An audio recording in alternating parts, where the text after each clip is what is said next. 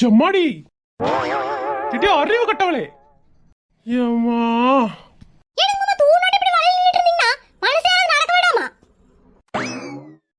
நானு தூணாட்ட நிக்கிற.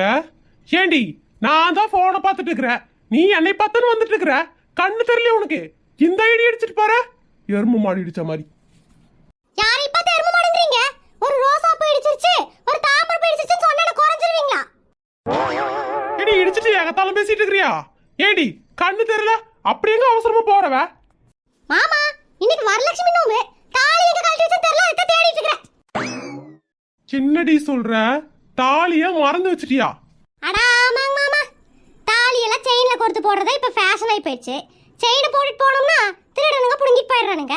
அதனாலதான் கழட்டி பீர்வால வச்சு ரொம்ப நேரமா தேடுவே, கிடைக்கவே இல்லைங்க மாமா. இன்னைக்கு வேற வரலட்சுமி பூஜை பண்ணும்ல, தாலி முக்கியமா வேணும்ல.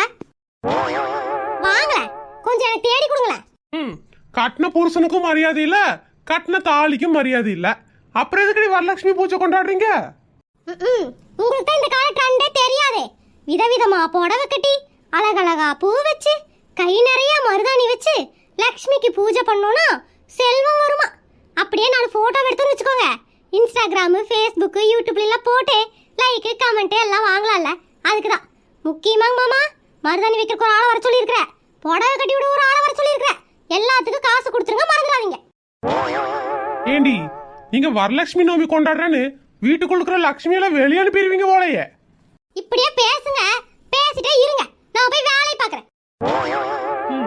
வருஷத்துக்கு ஒருக்கா தீபாவளி பொங்கல் வர்ற மாதிரி இந்த வரலட்சுமி நோம்பி வந்தா இவளுங்களை கையில பிடிக்க முடியல.